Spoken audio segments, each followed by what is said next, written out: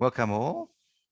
I'm Andrew Morrison, one of the Australian Greens International Co-Secretaries. There's two of us, and I'll be facilitating tonight's forum. Tonight's forum's organised by the Australian Greens Global Issues Group, and of course hosted, as you would all know, by the Global Greens who are running the conference. This session is being recorded, so please be aware of that.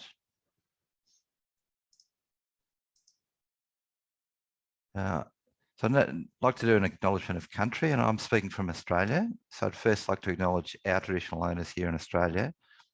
I'm on Wurundjeri country, and other participants are on different First Nations land. So I'd like to acknowledge all First Nations people in those places as the traditional owners of the land. I'd like to acknowledge their sovereignty, never ceded, and pay my respects to their elders past and present. I'd also like to acknowledge and pay respects to First Nations people and elders in other parts of the world on behalf of today's participants in those places. And finally, I'd like to acknowledge and to pay respects to any First Nations people and elders who are here today. I'll give a bit of an outline of the program for today. We're lucky to have three speakers here today who are leaders that are passionate about social justice and the environment, and who are all involved in anti-extractivist campaigns. They'll share their experiences of working on anti-mining campaigns and experiences with international collaboration, and they'll talk about the value of activists and Greens working together. And we'll explore the potential for more international collaboration on anti-extractivist campaigns. Our first speaker, Dulce, is the National Coordinator of Philippine Environment Organisation Kalikasan People's Network for the Environment. And Leon will speak about the campaign to shut down Oceana Gold's destructive gold and copper mine in Didipio. And then our second speaker is Jeremey Liyanage, Executive Director of Sri Lankan Community Development Organisation Bridging Lanka. Jeremey will tell us about the campaign to stop titanium sands establishing a destructive mineral sand mine in Manor Island in Sri Lanka. And then our final speaker will be Senator Janet Rice, who's the Australian Greens spokesperson on foreign affairs, multiculturalism, forests, LGBTIQ, family ageing, and community services. And Senator Rice will speak about her experience working with activists like Leon and Jeremey on anti-mining campaigns. After the talks, we'll have a Q&A session and panel discussion where we'll hear in more detail about those campaigns and explore the potential for more international collaboration on such campaigns. Just a few housekeeping items. For those in the Zoom session, I don't need to remind you to keep your microphone muted. You'll find that your mic is automatically muted, so just be aware of that. And whether you're in the Zoom session or on the live stream, you can post your questions in the chat at any time, and we'll cover them when we come to the panel discussion. So it's now my privilege to introduce our first speaker, Leon Dulce. Leon Dulce is the National Coordinator of Philippine Environmental Organisation Kalikasan People's Network for the Environment, and also Coordinator for networks, Oil Watch Southeast Asia and Yes to Life Noda Mining Southeast Asia. Leon joined Kalikasan in 2011 and has been an environmental defender since his days as a student activist at the University of the Philippines. And Leon is a leader of the campaign to shut down Oceana Gold's destructive gold and copper mine in Didipio, the Philippines, and we'll speak about that campaign and his experiences with international collaboration. I'll just stop sharing, Leon, so that you can grab the screen share. Over to you.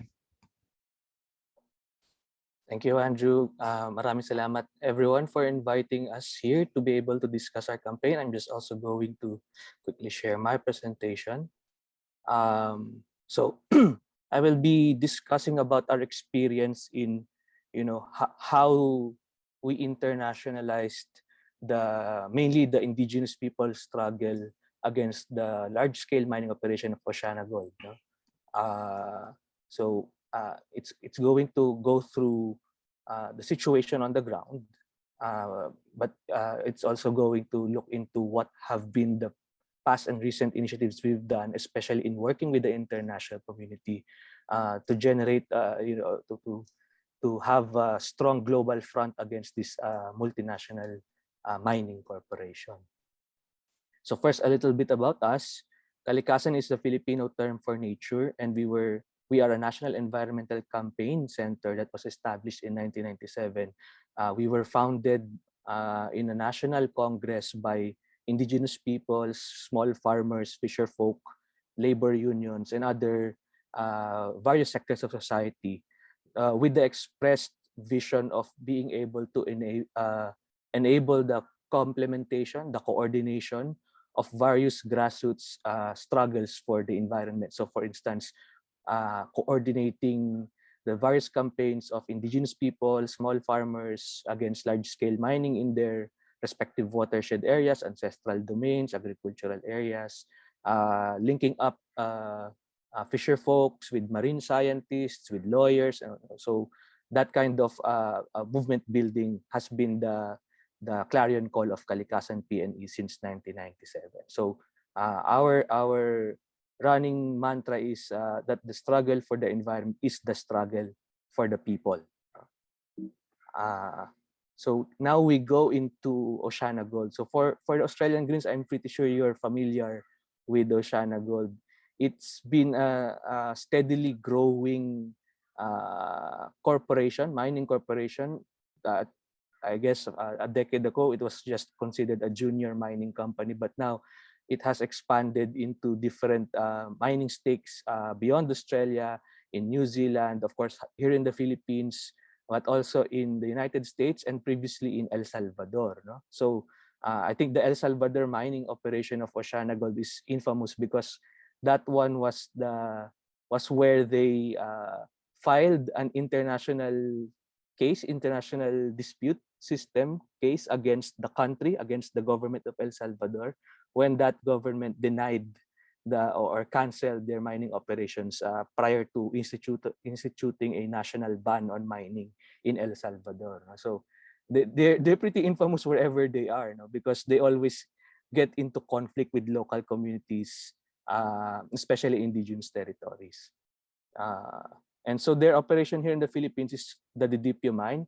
It's found in the northern part of the Philippines in a mountainous area, situated where three different mountain ranges and three distinct watersheds and biodiversity corridors are converging. No? The Caraballo Mountain Range, the Sierra Madre Mountain Range, and the Cordillera Mountain Range. No? So it's a very unique convergence of different ecosystems, and it has a huge mineral potential as well. So going to quickly walk you through the history of impacts that Oceana Gold has on the Filipino people and on the Philippine environment. So mainly, Oceana Gold has been a consistent violator of human rights. No, I don't think they're able to really deny this, because from the onset, the first year that they acquired their mineralized land here in the Philippines, they have already been railroading over various different rights, from 2007 up to the present. In 2007, actually, Oxfam Australia came out with their Mining Ombudsman report investigating various human rights violations while Oceana Gold's mine was still in the pre-development stage, just the exploration, mine development, etc. And a lot of the threats monitored there had to do with the violation of the indigenous Tuwali people's free, prior, and informed consent, divide and conquer, only catering to a percentage, a fraction of the population, giving them lots of benefits while ignoring the others, and therefore causing division among not only the tribe, but down to the family level. A lot of in-laws, a lot of brothers, sisters, mothers and daughters, fathers, have been divided by the mining operation. And then the violations escalated on various peaks. One was building up to the start of their mine development stage, the beginning of the construction of facilities, and so that entailed a heightened harassment, particularly the displacement of homes that were refusing, to leave the land. So they resorted to demolition and burning of homes, citing the Mining Act of 1995, which gave them easement rights, the right to ease out communities from their mineralized property.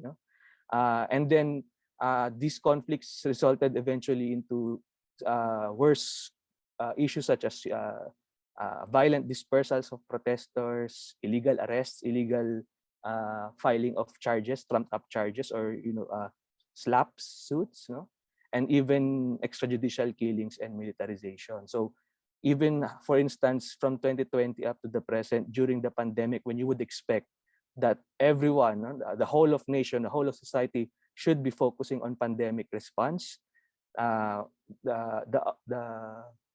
mining project and the mining company, OceanaGold, together with police authorities, conducted a violent dispersal of barricaders to pave the way for the entry of their refueling shipments, which was being barricaded against by the local indigenous people. So even during crisis times, they still resort to human rights violation to get what they want in their mining operations. There are also impacts on the environment, and it's very apparent that what we experience here was precisely what our comrades from El Salvador were trying to prevent, or were successful in preventing, which is to stop OceanaGold from depleting and polluting precious water resources. And that's what the villagers of Didipio and other close proximity villages are experiencing right now when OceanaGold started its large-scale extractivism from 2013 onwards. So we have conducted a lot of independent investigations, and more often than that, they are ignored by public authorities. And these investigations point to a common trend that OceanaGold operations has caused not only water pollution, but the depletion of the entire watershed, of the entire groundwater, from which the villagers get their fresh water.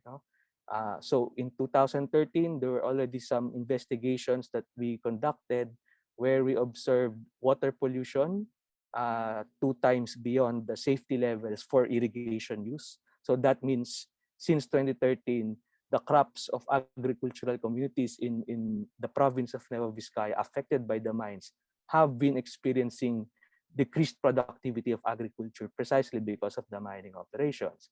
The waters have been tested to be 8 times beyond the safe level for riverine organisms. So it's affected the freshwater fisheries in the tributaries coursing through the mining operation. And for the entire communities, they have experienced the loss of water from their faucets because of the depletion caused by it's a very water intensive industry, mining is. So it's 80% of the residents have lost the water from their own faucets, and have lost water from their wells and from their open springs, and now have been forced to buy water from private service providers, or are they forced to go very far away from their communities up into the unaffected parts of the watershed to get water, to turn back an hour after just for their daily needs of water. So watershed villages should be running free with a lot of rivers have been rendered waterless. And then the economy. It's not only the local economy that's affected. I've already discussed about agricultural impacts for us, but it's also how the extraction of minerals are perpetuating what we know as the resource curse. No, it's a prime example of the resource curse. So we analyzed the value of the minerals that was produced by Oceana Gold, or was extracted and shipped out of the country by Oceana Gold from 2013 to 2018, and compared it to their declared contributions to the wages that they provide for their workers, the taxes that they have paid for the social development programs that government by law requires them to provide to the communities. No? And we only found out that these contributions they gave to Philippine society only amount to 5.4% of the actual value of minerals plundered by the operation. So the remaining 94.6% automatically was shipped out of the country and did not benefit the Philippine economy at all. So that's just an example, no? Just a facet of the resource curse that we are experiencing. Not to mention the external costs that they are leaving to the Filipino people. No, the provincial governor estimates that the damage that they have caused to the environment could already amount to around 20 billion pesos. So that's equivalent to 23% of the wealth that Oceana Gold has extracted from the Philippines. But they didn't even think of paying for the damages that have been externalized. No? So it really shows how Oceana Gold operates, benefits, but leaves the Filipino people in crisis, in poverty. And that's the resource curse for you. So what have we been doing? No, we've been our strategy has always been to support the fights on the ground, because the struggle on the ground is always it's the alpha and omega of the struggle. It's the first and last line of defense of the environment and of the people.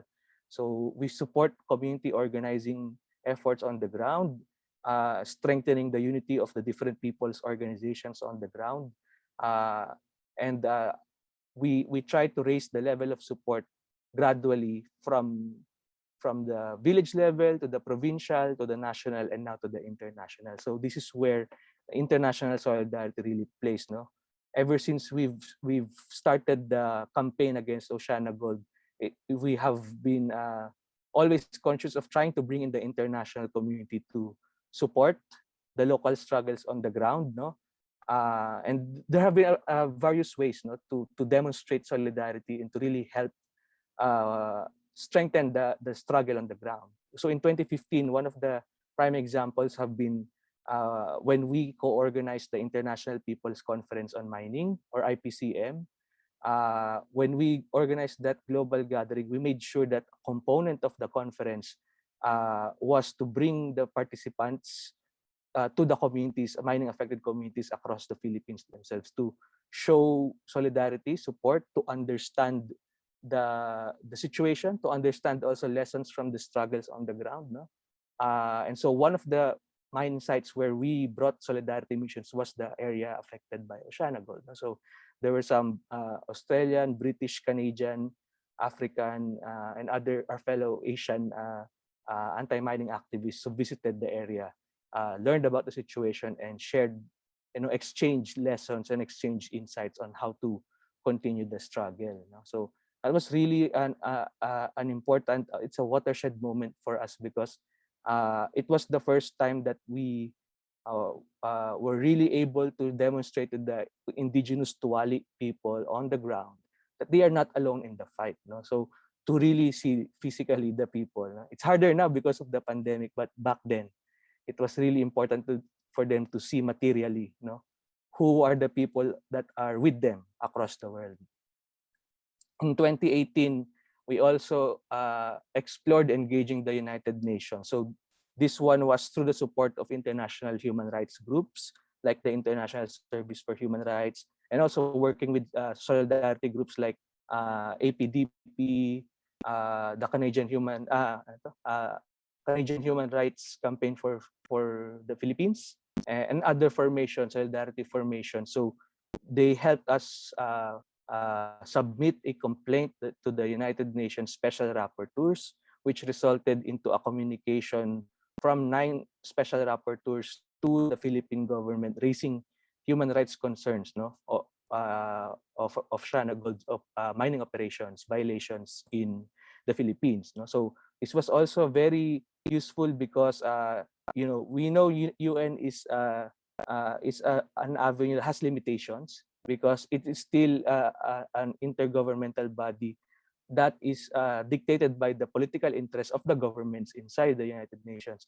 But the expert mandates of the special rapporteurs help raise awareness of what is happening on the ground, help raise pressure because the communications was transmitted to the various levels of government here in the Philippines. And so it while most government bodies under the Duterte government ignored it, it reached some of our allies within the government, such as some legislators or the Biodiversity Management Bureau, and it helped, encourage our small allies inside government to further increase their support. And actually, that United Nations submission was pivotal to convincing the governor of Nueva Vizcaya to issue a restraining order which suspended Oceana Gold's operations in 2019. So it really shows how international community can really help make material changes on the ground. And Leon, sorry lastly, to interrupt. 2 minutes to go. We could no extend if you problem. need a little bit. We're almost done here. So and lastly, in 2019, we had a global day of protest. So this one was the coordinated action led by the International League of People's Struggles across the Pacific Ring. No? We're like the Pacific Ring of Fire, where from El Salvador to Canada, Philippines, Australia, simultaneous within a 24-hour period, protests were conducted in solidarity with the initiated barricade on the ground, which was what enforced the restraining order of the governor of Nueva Vizcaya province. And of course, we have Senator Janet continued to sustain international awareness and pressure on Oceana Gold in 2021. So they raised concerns in Parliament over Oceana Gold's various and other mining problems here in the Philippines, particularly in the context of recent executive orders by President Duterte that really reversed mining regulations here in the Philippines. So it really shows you the potential of how when the international community is strongly attuned with the struggles of local people on the ground, the potentials are really limitless. So some of the ways forward we see, some strategies that we have pursued with various international community supporters. There could be more legislative investigations. We have experience not only in local parliament, but also, for instance, in Canadian Parliament, where where our supporters help lobby for committee hearings regarding human rights, regarding environment, to look into the accountability of mining companies that belong to them as the mother countries. So, for instance, Oceana Gold has Australian Canadian interests. So also, there could be more push in your countries where where the mining companies are based in, to have more human rights and environmental due diligence.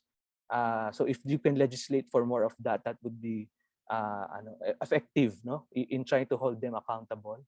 There could be more joint lobbying. You can help influence some of our local legislators.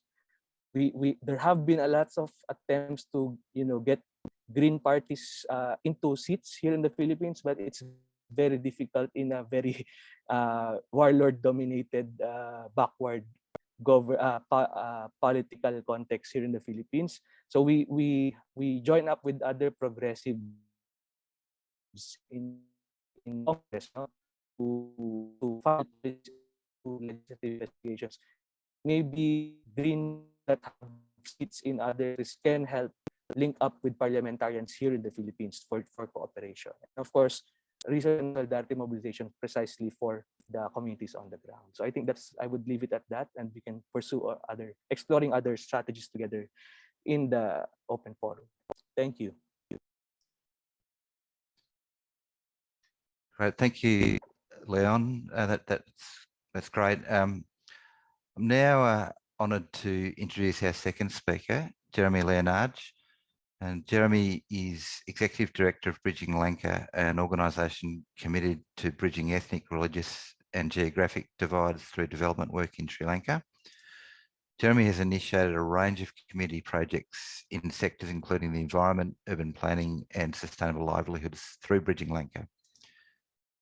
Jeremey's leading the campaign to stop titanium sands establishing a destructive mineral sand mine in Myanmar Island, Sri Lanka, and we'll speak about that campaign and his experiences with international collaboration. So over to you, Jeremey. Thank you very much, and thank you, Greens, for inviting me to present. We are very new at this game. We haven't done an environmental campaign like this before, so we're flying by the seat of our pants. Now, if I can share, can you see my screen? Not yet. Not yet, okay.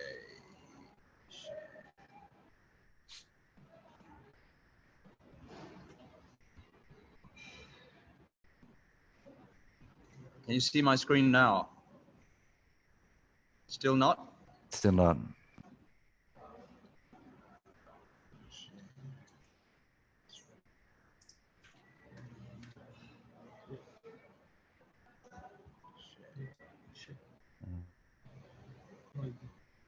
That's working now, Jeremey. Great. Okay, so this image shows you what our issue really is. It's Titanium Sands, an Australian-based company wanting to make a killing out of Myanmar. Now, for those of you who do not know where Myanmar is, if you zoom in on India and then the little island at the south of India, the little teardrop, that's Sri Lanka. And we are in the north of Sri Lanka, that brown area.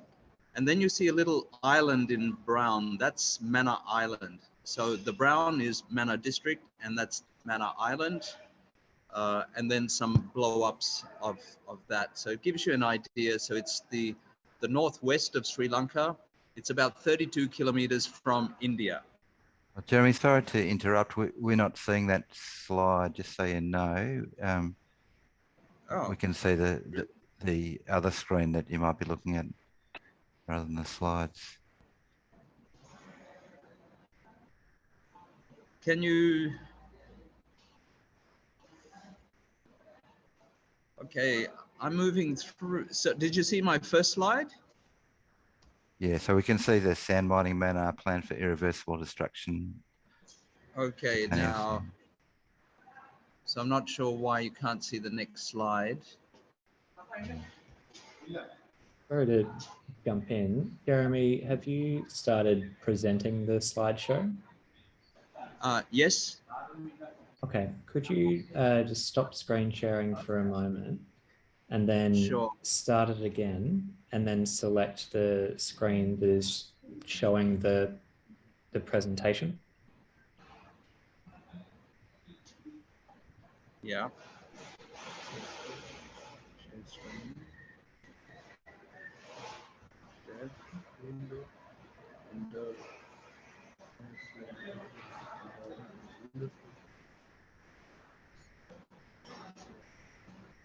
So you can see that screen? We can see the PowerPoint program open, but not the PowerPoint presentation. I think you need to select present and then do the screen sharing to the presentation instead of the other way around. Sorry. You've actually got the presentation. Can you load it? I can try and do that now.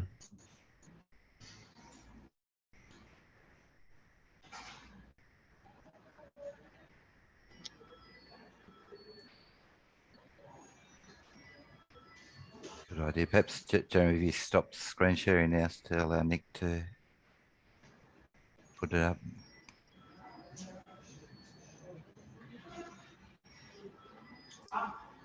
Yeah, if you can just give me a moment while I track it. It's not an event without some small technical difficulties.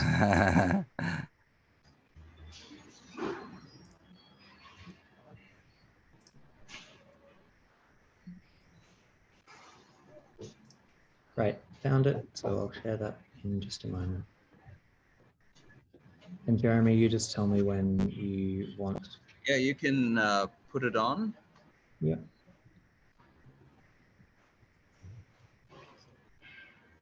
And just tell me when you'd like to go to the next slide.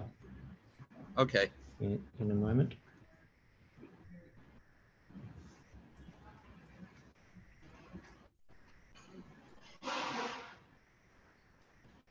How's that?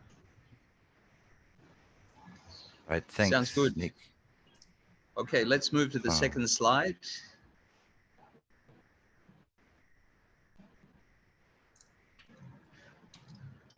Okay, so India, the little teardrop island at the south is Sri Lanka. We are in the northwest of Sri Lanka, that's Mannar district, and that little island off the coast is Mannar Island. And that is where most of the proposed mining will be. Next slide, please. So Titanium Sands Limited is a Perth-based company, and it considers that there is 53 million tons of mineral sands on Mannar Island, particularly ilmenite sand. And ilmenite sand is a very expensive commodity. They claim that Mannar has the 4th largest ilmenite sand deposit in the world, and they have earmarked 204 square kilometers for their project. Now, Mannar Island is only 140 square kilometers, so it's going to extend up and down the coast near Mannar as well. Next slide, please. Next slide.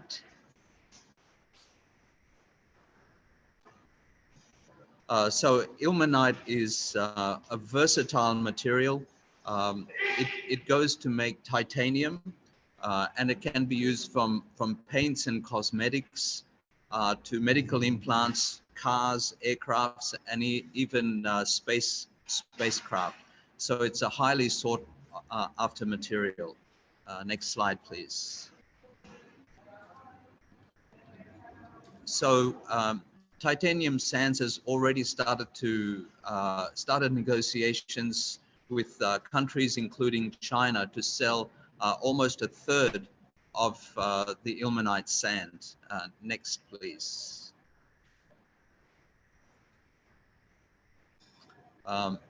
So the project that is continuing now at the moment is exploration. So we're only at the exploration stage, and we're really trying to stop it from going to the mining stage.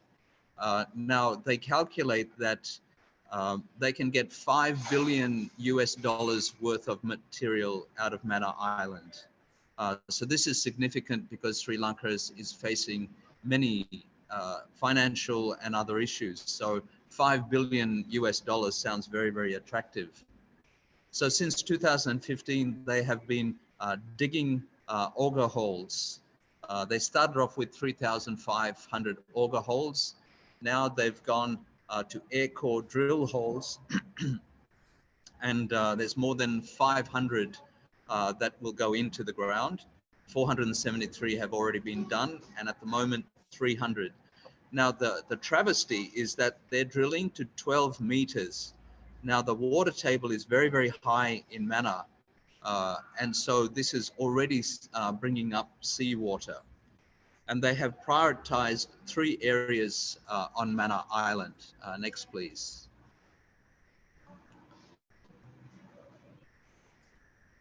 Now this gives you, this is Mannar Island, Area 1, Area 2, Area 3. Area 1 and 2 are highly populated as well, but there's also a lot of forest, particularly Palmyra old-growth forest.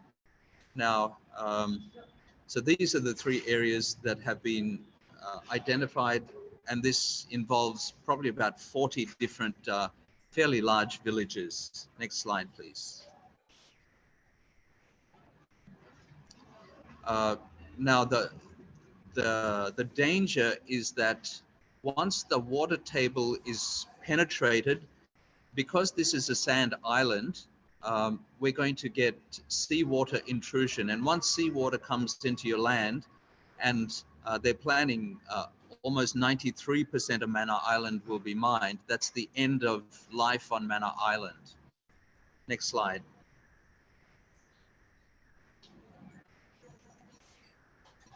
So in 2020, they'd only identified a fairly small area. By 2021, the area under exploration had expanded exponentially.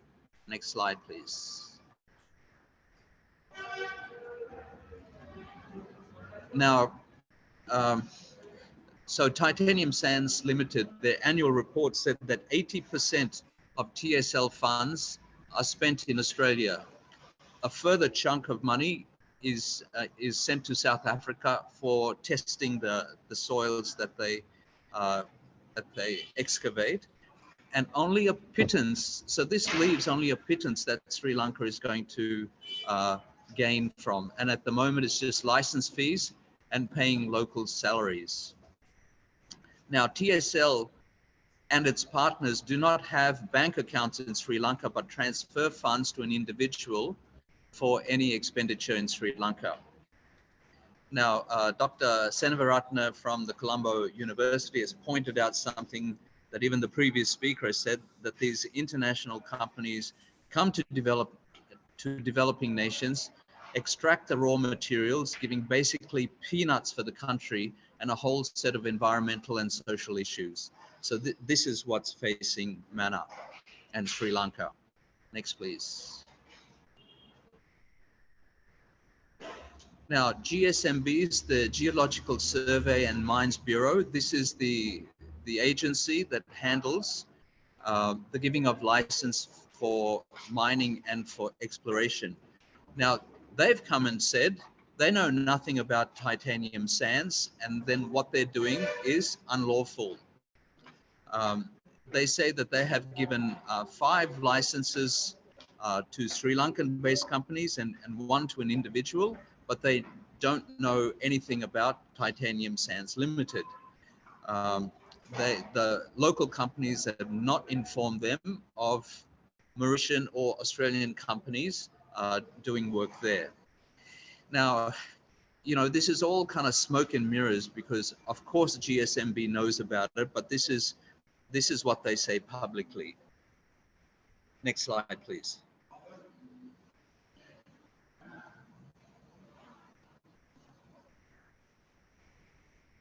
So what is the impact going to be on Manor? So these 2 pictures are not of Manor, but this is what it will look like. So intensive seawater intrusion will contaminate the groundwater and the wells, making all water unusable. Manor Island is in the arid zone of Sri Lanka, so water is at a premium. It's going to be the destruction of local livelihoods for generations. So this is fishing, palmyra, coconut, and animal husbandry. Now, 2/3, Manor district is quite large, but 2/3 of the population of Manor live on the island. And so there's going to be huge disruption to their lives. And if you dig down very deep into the Titanium Sands Limited website, you will see that their project is earmarked for 50+ years. Now, for the environment, we have a significant migratory bird population. Manor is the birding center of Sri Lanka. So that's going to be affected. All growth palmyra forests, which have been here for thousands of years, that's going to go. And also the north has a growing tourist industry after the Civil War. Now, this is also going to be decimated. So we have very good legislation in Sri Lanka, but the travesty is that it is not really implemented. Next slide, please. Leon, sorry to interrupt. You've got 2 minutes left, but I think we can give you another 4 or 5. We can go over time a bit there. So, okay, all right. So there's lots of disputed claims between Titanium Sands and what is really happening. just as a summary, it's just going to be devastating. Next slide, please.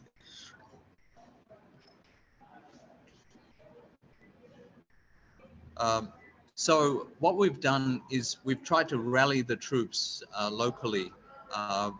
We've got a committee, Protect Manus Environment. Next slide.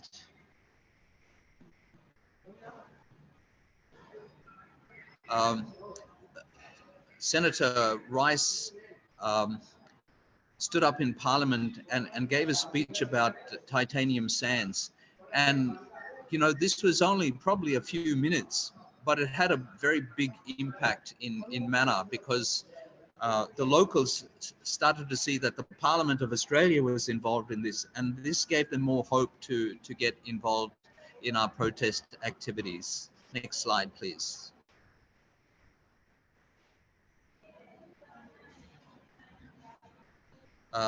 So we've done a huge number of flyers and started distributing them. We are running community-based workshops. We've got a petition running. We've written to the president of Sri Lanka, and of course we didn't get a reply on that. Next slide, please.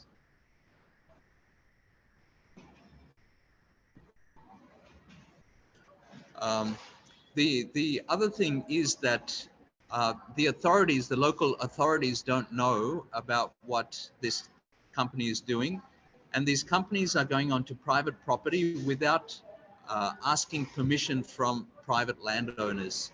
So this is also unlawful. So it's unlawful trespassing of Titanium Sands Limited. Next slide, please.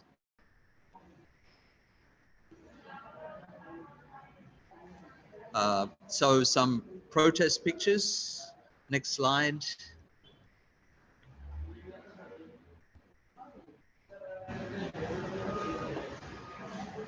We also visited another area of Sri Lanka where a similar operation has occurred. We spoke to officials and locals, and it's a devastation there. The infill, after they did the mining, nothing is growing. The soil is not compacted, trees are dying, and seawater is stopping any agriculture from happening. So we can see the future of Manor somewhere else in Sri Lanka. Next slide, please.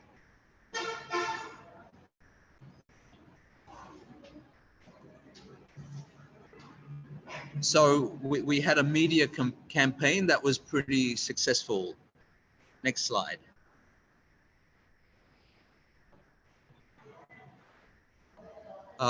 So we had our first victory. So GSMB, Geological Surveys and Mines Bureau, cancelled all the licenses for Manor in April last year, 2021. Next slide.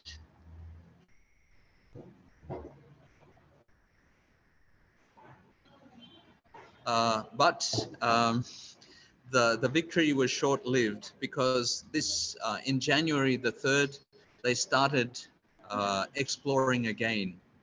And now it's even more treacherous, because they say that GSMB, Geological Survey and Mines Bureau Technical Services Unit, is actually doing this work.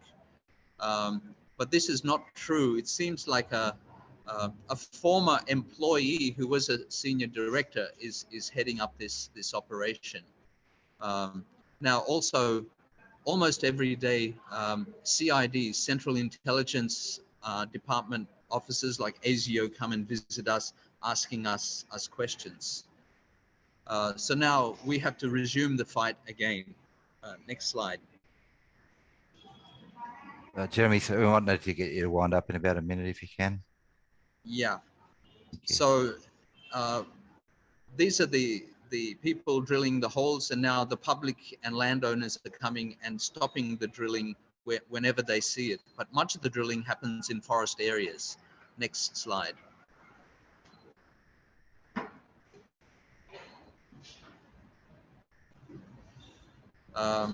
So more protests are happening. Next slide.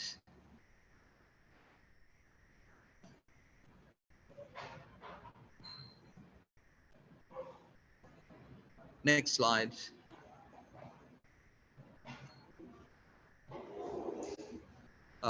So this is a game plan in Sri Lanka, and we need a game plan in Australia as well. So we've done protest banners.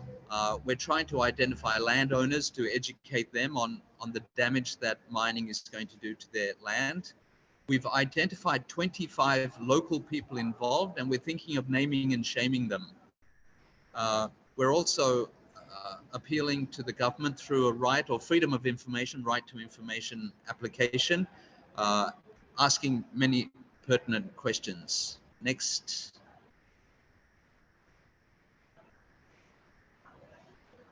Okay, this is the last slide. We think that we need to complain to ASIC or the ASX about the fraudulent stuff that is happening here by an Australian company. Allegedly, they have bribed a government minister to enable this further exploration that is to happen.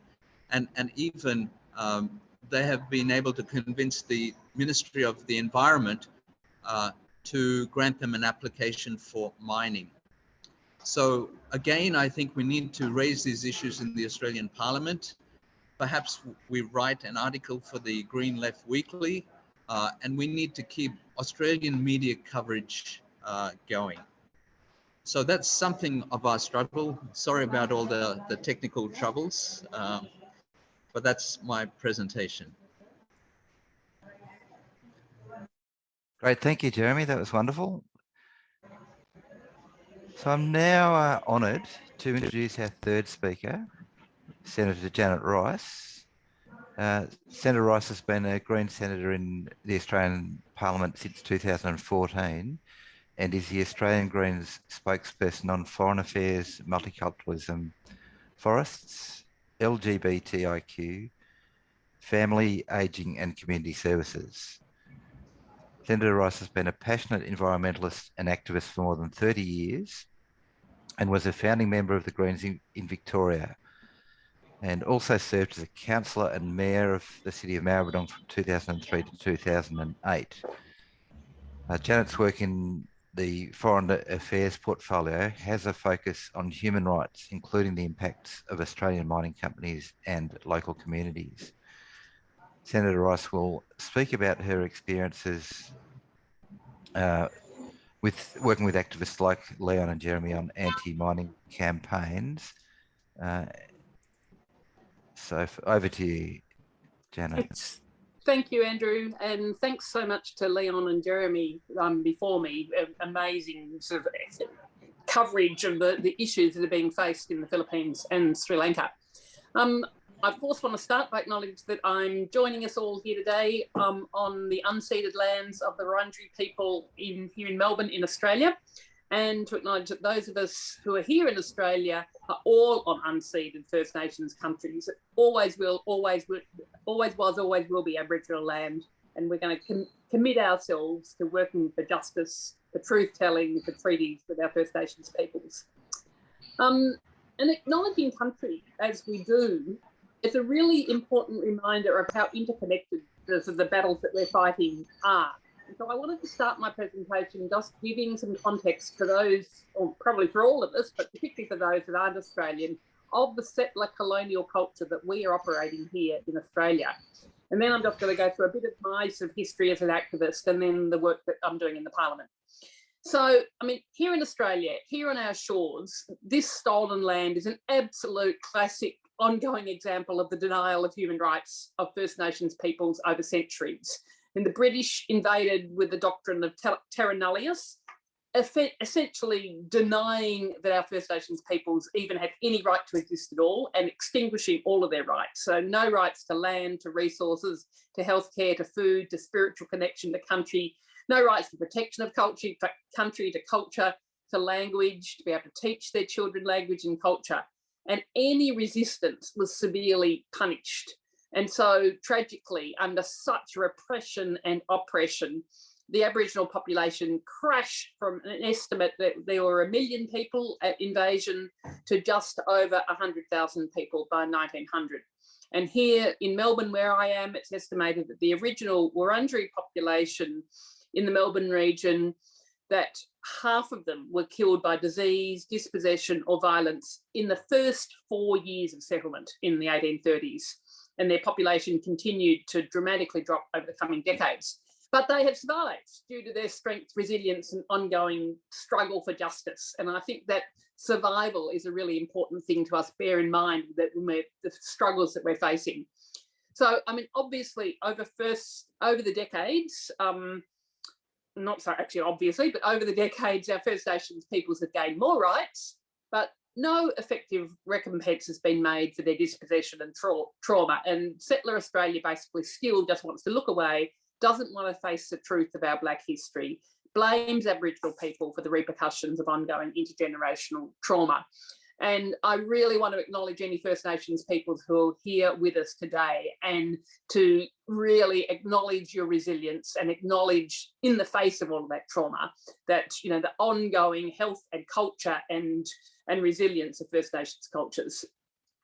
So, I mean, if we're talking about human rights, whether it's in Australia or around the world, fundamentally, we've got to get our land in order here in Australia. And so we need settler Australia to come to terms with those massive injustices and to acknowledge that we benefit from stolen land. I mean, just like, you know, Australian companies coming into Manor Sands and basically just, you know, stealing the resources, here in Australia, we are benefiting from stolen land.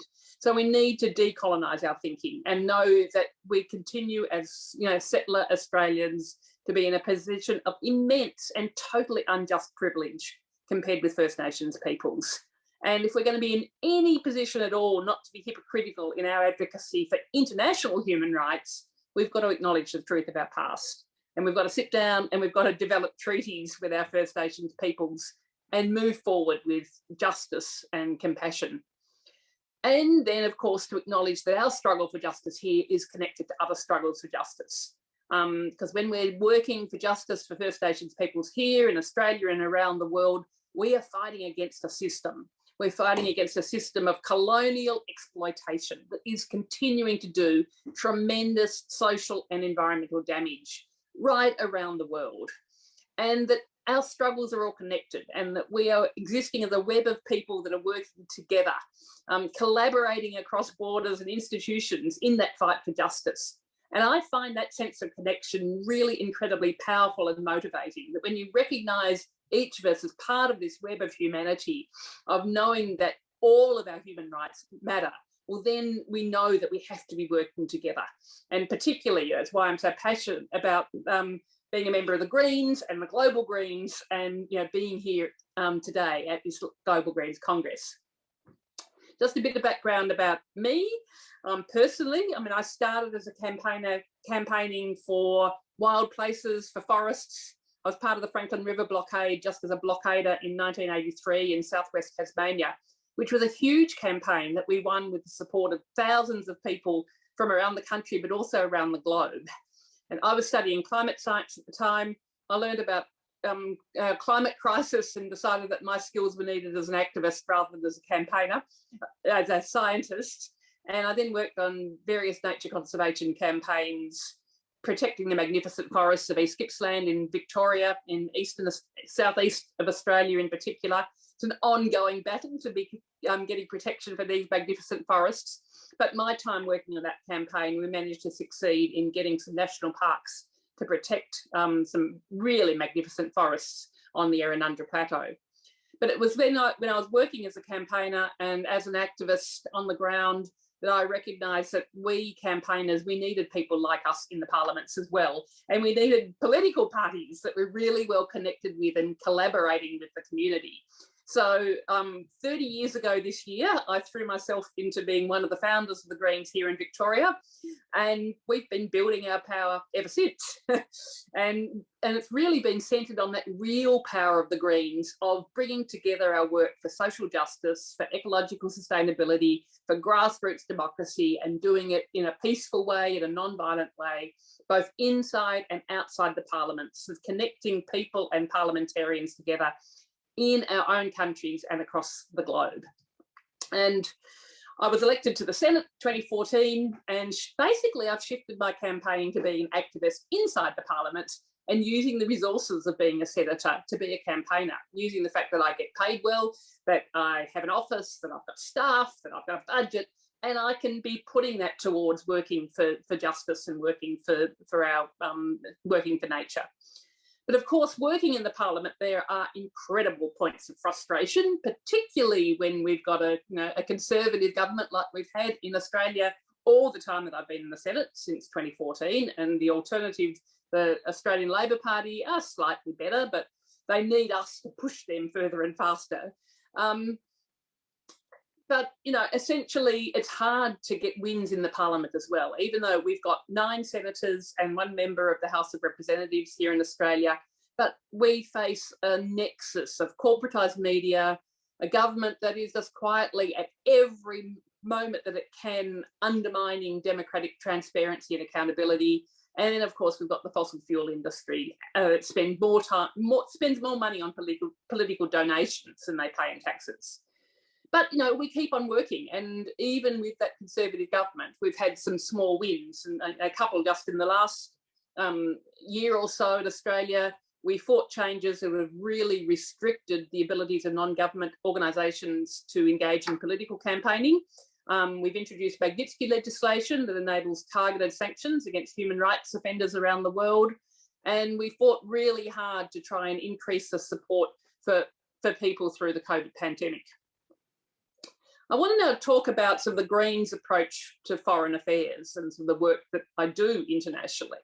And it's been a year since I've now been the foreign affairs spokesperson, and a central part of that work has been the work that I'm doing in the foreign policy space with a focus on human rights. And as I was saying earlier, basically to be effective advocates for human rights on the international stage, we've got to acknowledge the context that we're operating in. And we have to tackle the sort of political, economic and environmental problems that we're facing. And both in Australia and around the world, we have got economic systems that are overwhelmingly based on this unsustainable extractivism approach. Here in Australia, the introduction of invasive species and weeds, we've destroyed country through clearing, logging, mining. And in short, we've devastated what was carefully managed country that existed pre-invasion. And most of this has been for trade. And the mining of coal and gas, which has us as the 2nd biggest exporter of fossil fuels in the world, heading for top spot, has turbocharged the global climate crisis. And you see the export, not just of our fossil fuels, but our fossil fuel industries and our mining industries, as we have had these examples in the Philippines and the Sri Lanka presented to us today. And so really what we need to be doing is to be tackling that extractivism, moving away from relationships, in terms of our international relationships that are fundamentally premised on digging stuff up and selling stuff to people and shipping it offshore. And then working so that we can have a much more fairer, sustainable, just trade that will enable us to actually engage more confidently and more successfully rather than less on the international stage. So, fighting these mining projects and the extractive economy that drives them, we are fighting for human rights, and particularly in the communities that are so devastated by them. And so, what does that look like in terms of my work in the Parliament? And essentially that's the role that I can play at the moment. And sometimes that work in the Parliament can be as simple as a speech, as Jeremy outlined. Just giving a speech, in 5 minutes in the Australian Parliament can have repercussions, and is actually seen that, hey, wow, somebody in the Australian Parliament's talking about this, it must be important. And I've had this experience too with talking about human rights in Bangladesh, and being told that my speeches about human rights in Bangladesh have gone viral across Bangladesh. And that impact of just a relatively small thing for me as a politician can have big repercussions and really give people hope that that people are paying attention. I can be using the resources of the Parliament, e.g. through committee hearings and inquiries. And sometimes, they usually focus on domestic things, but they can also have repercussions globally. And I saw some of the comments in the chat about issues with, abandoned mines and the problems of, failed mining rehabilitation. We did a parliamentary inquiry, a Senate inquiry a couple of years ago that I chaired on mining rehabilitation. And so, the findings from that inquiry that basically said that mining rehabilitation in Australia is pretty stuffed, that can be of value to, communities and mining projects all around the world. And sometimes, because we've got the resources as a party working in the parliament, standing for election, a lot of what we do is basically presenting an alternative vision and to say, here is how things could be done differently, putting up legislation, putting up proposed bills that say, here is a way to do it differently, and to show that we don't accept the status quo, that we can be fighting for a better world. And I know I'm really looking forward in the conversation afterwards to be working through so much of our society, we depend upon the elements that come from mining. So how can we do mining better? What sort of mining would actually is consistent with human rights, is consistent with environmental sustainability? Yes, I mean, so, and Jeremy and Leon have talked about sort of my engagement and interventions, sort of both with the Philippines and with Sri Lanka. I talk also about, some of the other things that I've been able to do as a parliamentarian, working internationally with other parliamentarians. And so in the Philippines, I was part of an international tribunal looking at the abuses of human rights under the Duterte government that was organised by the International Coalition for Human Rights in the Philippines. And again, that was a really powerful platform. It was a community-driven platform, but a really thorough investigation that I was part of, along with members of parliament and other prominent figures who came from other countries across Europe and the US as well. That was a really powerful thing. Another example that I'm in fact about to start on is we're about to have a global investigation as what could the world be doing more for about the coup in Myanmar, and that will involve parliamentarians from around the world who are all part of the international parliamentarians for the International Parliamentary Alliance for Myanmar, that's right. And I think that there's a lot more that both parties and politicians and elected Greens around the world that we could be doing a lot more to be working cooperatively together on these issues. So, and essentially it's, so much of what we're doing, it is, as I said, we're being campaigners. We're using these parliamentary processes and trying to be getting change. And basically shining a light on what's wrong and trying to be working together to be seeking improvements. And at its most basic, it is just that shining a light. And because a lot of the people that are working to try and consolidate power, to extract and to exploit, they rely upon being hidden in the shadows, and so that most people don't know what's going on. And then when the truth comes out, people are outraged. And Parliament can really be a powerful tool for exposing that corruption, and which is so entwined with human rights abuses. And so, working together, I think we have got so many opportunities. And I'm really looking forward to the conversation that's going to follow from here to work out how we can work together more effectively to be really working cooperatively and collaboratively across the world to be getting action on the intertwined issues of sustainability and human rights. So thank you. Great. Thank you very much, Senator Rice. And thanks again to all of our speakers for 3 engaging and informative talks.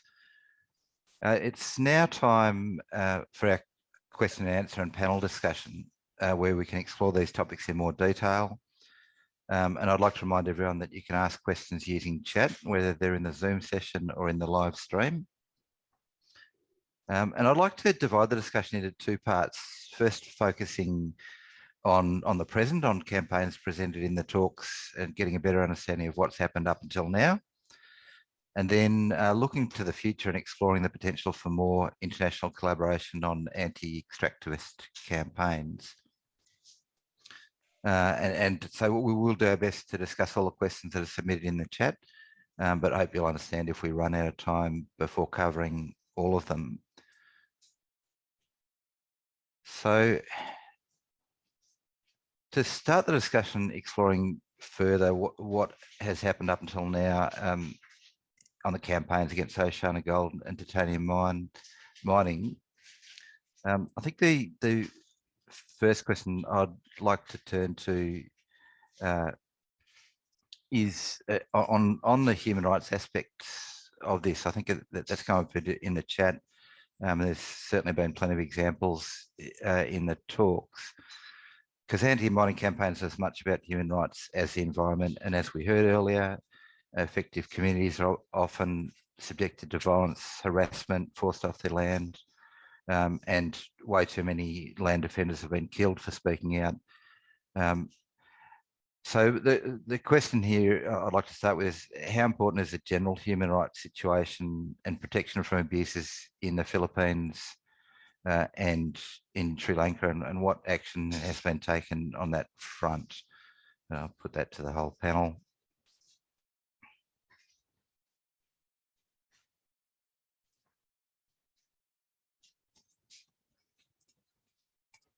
Excuse me, a little technical issue. I have to ask people to, our speakers to unmute. Can I go ahead and try to answer? Yes, please, Leon. Okay, thanks for that question, Andrew. So the situation, it's the human rights situation of environmental defenders is not unique to environmental defenders, because we have blanket impunity, a state of impunity that affects the different sectors of society, not excluding, of course, environmental defenders. And this especially heightened under the current administration of President Rodrigo Duterte, who is really a fascist president, fascist populist. No? And they started it with the populist war on drugs, so-called war on drugs, which normalized summary killings of suspected drug addicts, etc. And then eventually, after normalizing this, they started using the same strategy on human rights defenders, activists, and political opposition as well. No? So really a broad range of opposition has been subjected to attacks, no? Human rights abuses. No?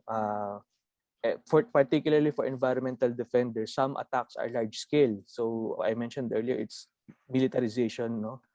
Where they use actual combat troops of the Philippine Army, of the Philippine military, to attack or to sow terror in communities where, or often these are communities situated in environmentally rich, natural resource rich corridors here in the Philippines. And so we get the impression that it is being used precisely as a guarantee for investments, guarantee for extractive projects, for infrastructure.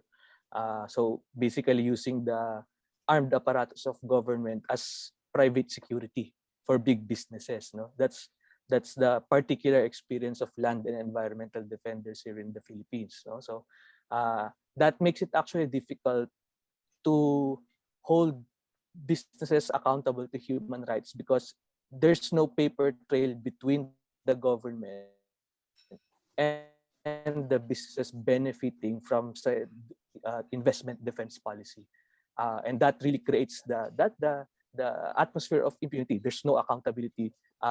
Government only denies and actually ignores demands, whether from national or international actors, to hold them accountable to human rights.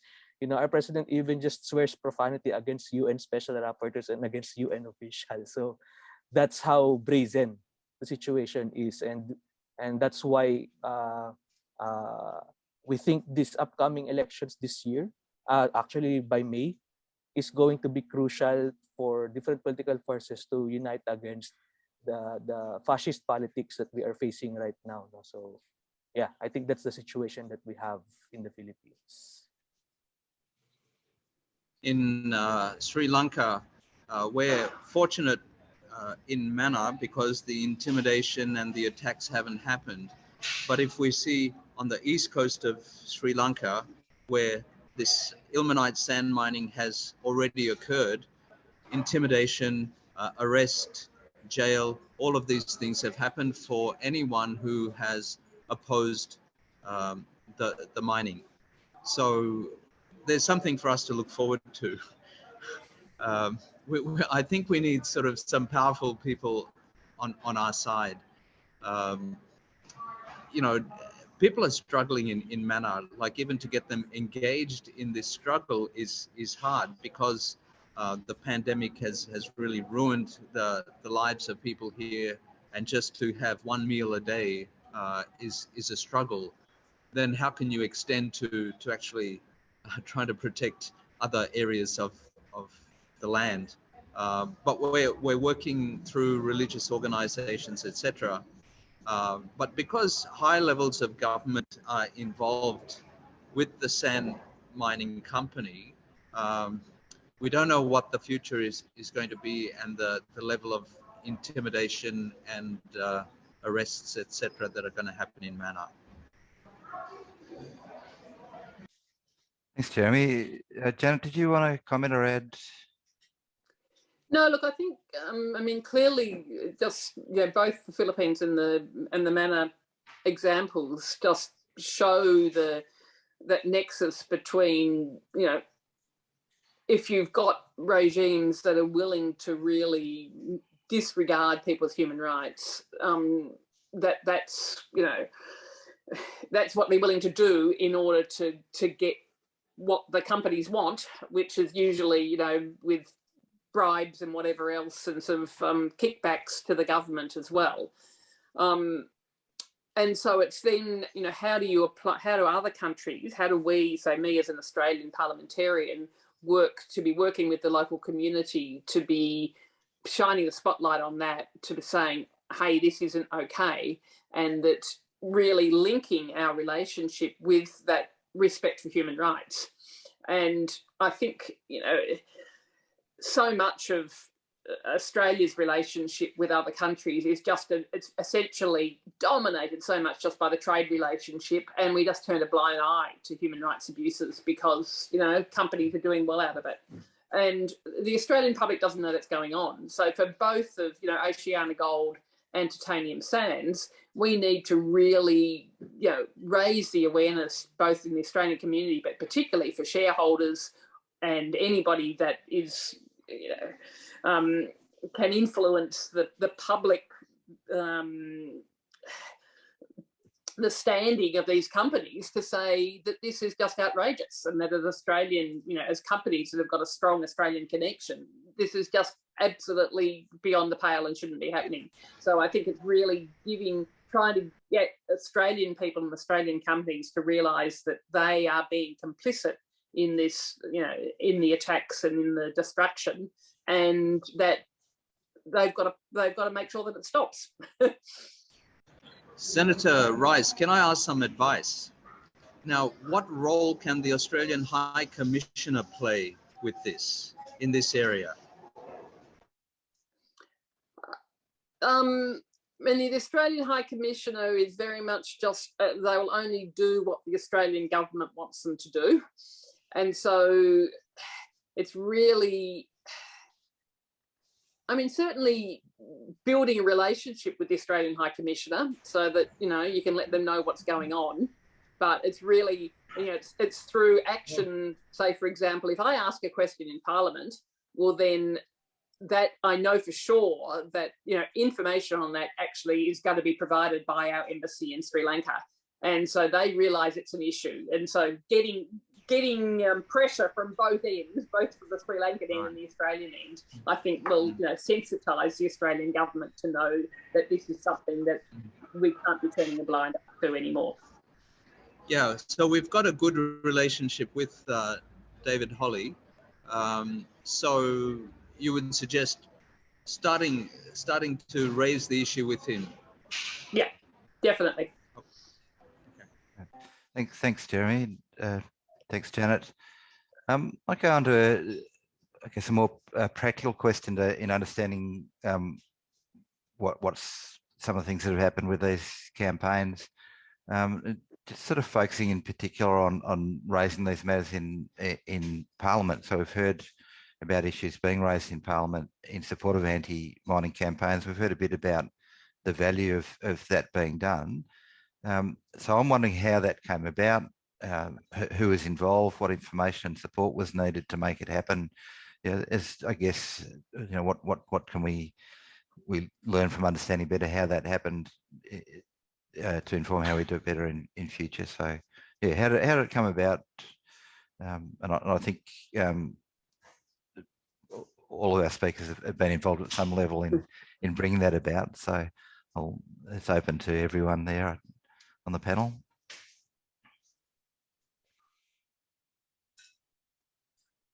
Who would like to start?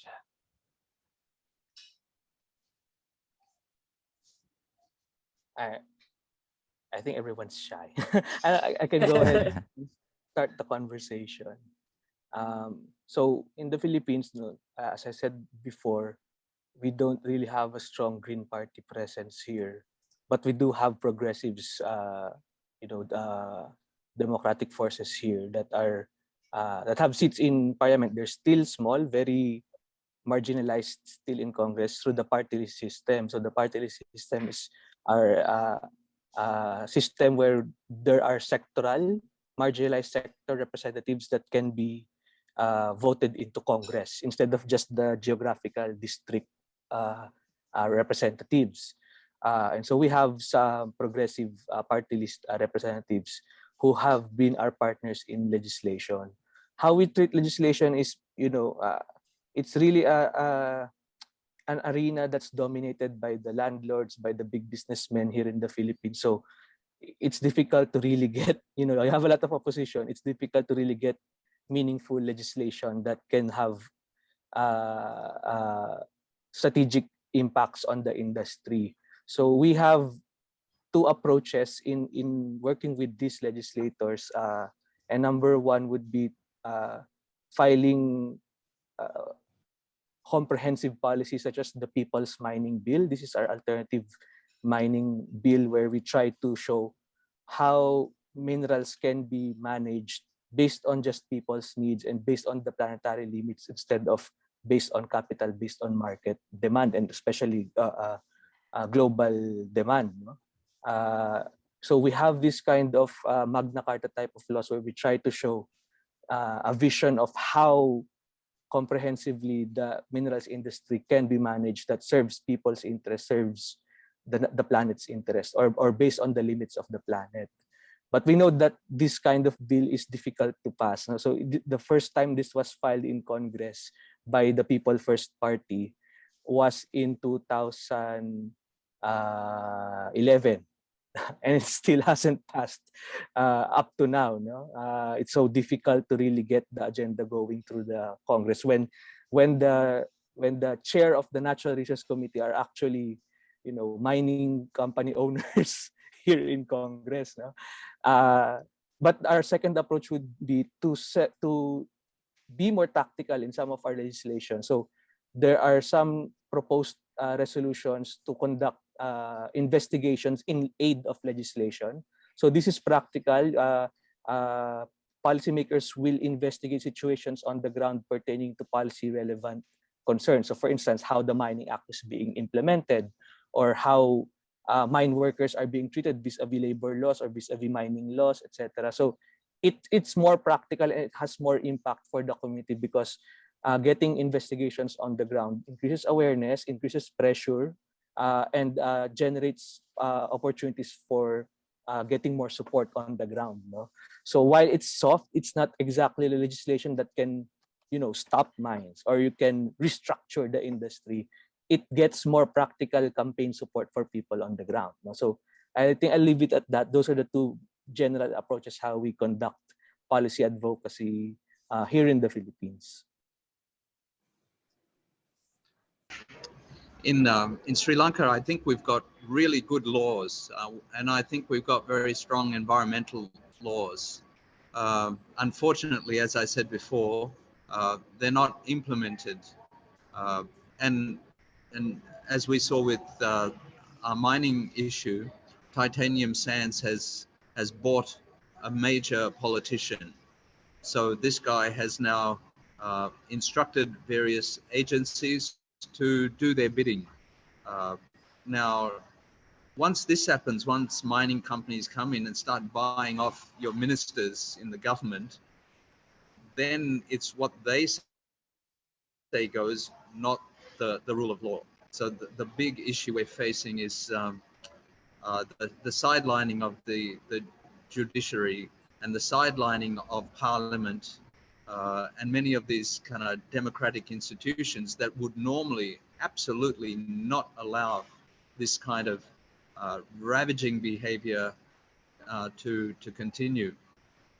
Also, I think, as I mentioned before, the CID or the intelligence people just coming and visiting us on a daily basis, going to other agencies that we're working with, and making it very clear that they're not liking what we're doing. So in the end, you can have good legislation and really good advocacy groups, but the more powerful elements here are the politicians, and the tactics they use are very questionable. And I would say in general, I mean, using the political processes as one tool, and like Jeremy just said, if that's not where the power lies, that may not be the only tool that you're able to use, but it is a tool, and it's sort of having a clear understanding of where that power lies and how you're going to overcome the power of the forces of darkness. And so, if you've got the corruption going on, well, then you can be using the parliament and using other tools to, shine a spotlight on that and try and get some, awareness of that. And then recognising that our power lies in the community, and it lies in that, people power working together. Right. And using, having that operating at whatever levels it can operate. So whether it's domestically, whether it's, working through your parliamentarians, applying pressure on the companies, working with, your international stakeholders. It's basically getting a lot of people to be doing lots of different work and using the power of the people against that really, corrupt corporate power, which is creating so much destruction. That's right. I think in Sri Lanka, it is the people power that is the primary people power, and the media. And like we found last year, the media was very active on our side. And this is one of the reasons why the exploration was suspended. So we're still courting the media, but primarily it has to be consorted people power supported by Australia. All the different groups, Parliament, etc. in Australia. I think Australia is like needs to be a key lobbyist for us. Thanks, Jeremy, and thanks, Janet and Leon, for that discussion. So that's been a really good discussion focused on what's happened up until now, and I think we have turned a little bit to the future there, and how we can the potential for more international collaboration on these kind of campaigns. But I'd like to perhaps look a little bit in that direction a bit more, just focusing on the future. And I might start, there's a particular question from one of the chats that is quite specific, and I think perhaps but we can use it as a kind of more of a general kicking off point. So this is from Jeff Justice, saying that some polities are enacting laws that actually make it lawful for private citizens to use unnecessary force to break up pro-environmental protests, such as those against pipelines or new mines. Question is, how do we support peaceful protest when neoliberal legislation twists the law by allowing one group to harm the other, but threatens severe penalties when the reverse happens? So, and I think we could perhaps take that more generally and just discuss how we can support peaceful protest on campaigns like the ones that we've been discussing. Bit of a big question. Yeah. Obviously working, and again, as a member of the Greens and working in parliaments, doing what we can to be changing the people that are actually in those parliaments so that we can change the laws so that they don't operate in that way. That's obviously what we are working for, and working towards actually having that parliamentary power to be having fair and just laws. But in the meantime, I really think it's the sort of stuff that we've been talking about, of really supporting the community campaigns and supporting the activism, and from every, which is it's resources, it's skilling, it's connecting, it's networking, across the board, and helping people to identify where the power lies and what power they have, and how by working strategically and collaboratively together that they can be working for change, and using all the tools at our disposal. And I think in the context of this session, the Global Greens, I think actually recognising too that we're not all working alone, and a lot of it is actually giving people that sense that they can help to change things, that they've got agency and that there is hope, because a lot of people will give up and say, what's the point? Because it's all too hard. There are all of these repressive laws, and it's too hard to fight them. And it's actually giving people a sense that they are part of a network of people right across the world who are working for justice, who are working for a future, a safe and healthy future for us all, and drawing strength from that, just in a general sense, but then also be able to be working effectively and collaboratively together. And I think, we've got so much more potential to be doing that better than we have been in the past. Thanks, Janet. In our experience specifically, sorry, can I jump in? You can go on, Leon. Yes. Okay. So in our experience, what's been effective for us practically, it's not just cracking down on protests. No, so we're facing even graver threats than that. But what has been effective for us to preserve whatever limited civic space we're operating in is to really do counter narratives to help the broader public understand what we stand for, what environmental defenders, what environmental activists are standing for, human interest stories that can powerfully resonate with the values of the broader public, to show that we are not how we are being vilified. No, we are being red tagged, being terror tagged as enemies of the state, as anti-development people, but really our visions of how people and nature should be interacting is really for the sustainable development of our economies and our societies. So if we have that powerful narrative building to show what we do is actually strongly relevant, not only to the gut issues of the broader public, but also powerfully and emotionally to their hearts as well, diba? It's effective in generating broader public support to stand with us and to defend us from the attacks and to preserve the spaces where we are able to operate in. So to show that protesters are not just rabble rousers creating traffic, but these are people speaking truth to power about the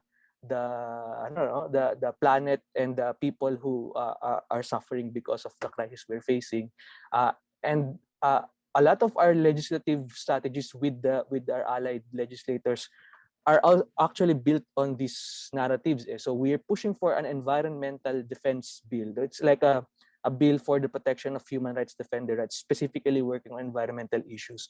And the way we promote the policy proposal is precisely by highlighting how this policy will serve or will help our environmental heroes here in the Philippines, that are protecting the last frontiers of our ecology in the Philippines. So maybe also a communication strategy like that could help preserve our civic spaces where we're operating. Thanks, Leon. Look, I might turn. We're starting to run out of time, and I might turn to the question that Janet put earlier in her talk as a final question, which is about the vision for the future. And that was also a pretty big question, I think, about how, or well, what I would ask the question: can we continue to mine in sustainable ways and respect human rights and all those kind of things? And if so, how? So I've got a few minutes, I think, to have that discussion. And I don't know if you want to start, Janet, just to expand a little bit, since I've come back to your question, and then get other people's thoughts. Yeah, I mean, and essentially it is, and it links with what Leon was just saying in terms of presenting an alternative vision. And I think one of the criticisms of the work that we do so often is that you're just against everything and you're impractical, and we need minerals, for example, to be able to survive, and so we have to do it. And essentially it then segues from that into, oh well, so this project, it's just got to go ahead even though it's got all of these destructive elements of it. And so I think, and other, I don't know what expertise we've got in this room. I'd be interested to hear from people who may have that expertise in, in the mining industry, for example, of sort of how you can do it better. And there are, mining projects, essentially planning those mining projects so that they genuinely are done, collaboratively with First Nations peoples, that they genuinely give power to community to say, no, this is unacceptable because the environmental impacts are too bad. There have to be some ways forward. And as Vivian's just put in the chat, I was about to go on to it. Also, then not wasting so much. So Viv just said a circular economy, and somebody else put in the chat earlier on too. Recycling. And I often think about the fact that, we've got massive mineral resources in all the tips around the world, where there has just been so much stuff just sort of thrown into them over, decades and centuries. That's what we should be mining. It might be a bit more expensive to be getting some of the materials out, but doing that, actually using those, what have been seen as waste before, and thinking, if you look at the titanium sands, of where do you actually really need it? How much, in terms of the uses of these titanium sands, how much is actually essential to, humanity's ongoing well-being, and how much is just nice to have projects that, frankly, we should not be using titanium sands in these nice to have, probably throwaway things, pretty things that are just not essential at all, and that the impacts of, mining that just do not, should not override because of just that economic value of, we're producing something and we can sell it, so therefore it's worth doing it.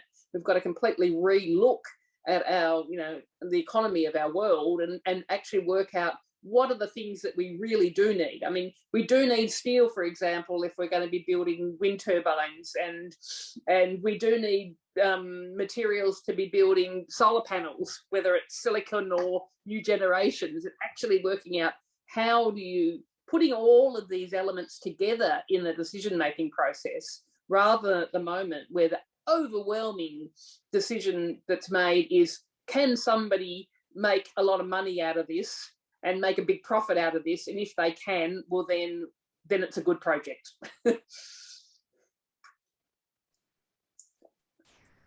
I think for Mana, I'm not sure whether there is an alternative vision, because even if you limit the area that is mined on Mana for this ilmenite sand, it'll become just a foot in the door, and this small area will expand out.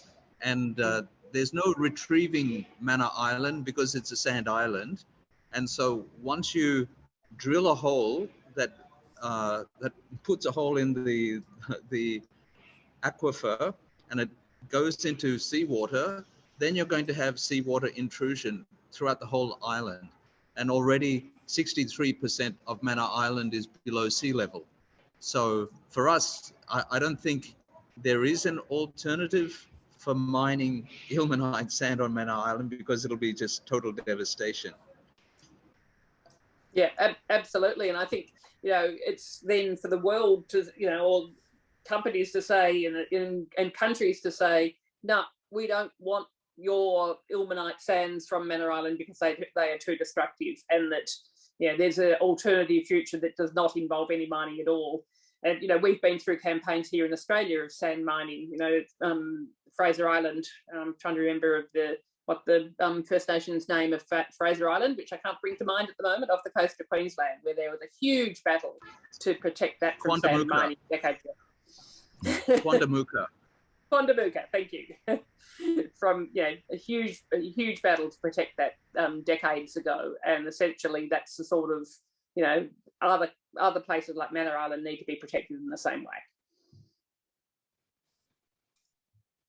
Yeah, definitely. Thanks. Alternatives don't necessarily mean have to be limited to what other way of extracting the minerals can be done.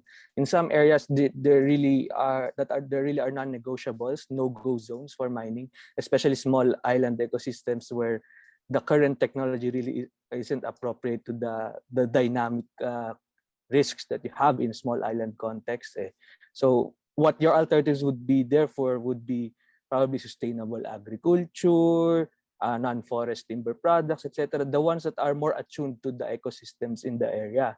And I think that's why it was crucial for us to have a national policy alternative, not only to be able to represent the entirety of the country. So you would plan your mineral resources not based on just localities, but on a more comprehensive assessment of the situation of the archipelagic country.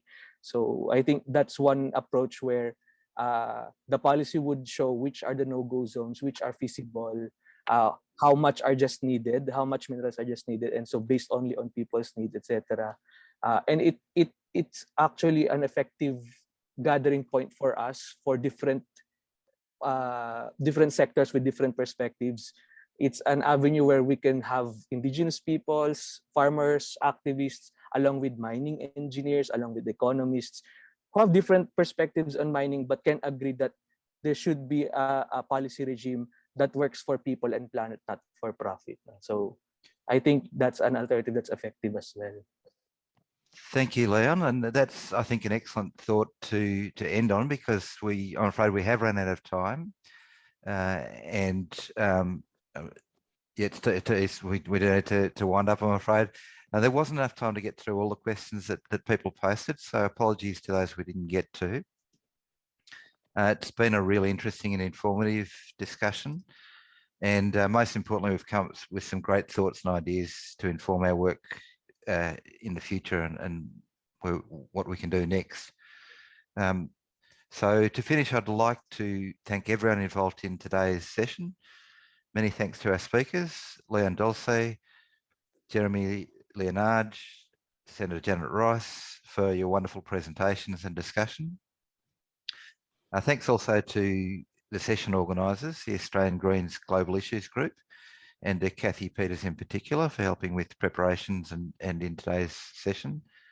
I'd also like to thank the conference organisers, the Global Greens, and to mention a couple in particular, Millie Spencer, for huge efforts, and I mean Millie and all the Global Greens involved for huge efforts in putting together the conference and making this session possible, and Nick Cooper for providing the tech support today. And finally, I'd like to thank our participants and viewers for joining and contributing to a great discussion. So that concludes today's discussion. Take care and enjoy the rest of the conference. Can I just add one more thing, Andrew, because I promised there's actually another session on mining that's later on in the program, the Global Greens Congress program, which for my time it's at 3 a.m. Again, not sure what time UTC that is. I don't know whether there are any participants who are at the very beginning of their day, wherever they are in the world at the moment, who would be intending on going to that one. But I did promise the organiser, Richard Wooters, that we might be able to have some fertilisation across these two sessions. So if there is anybody that's going, I would really appreciate you sort of taking anything that you gleaned from this session into that one. Great. Thank you, Janet. And thanks everyone once again.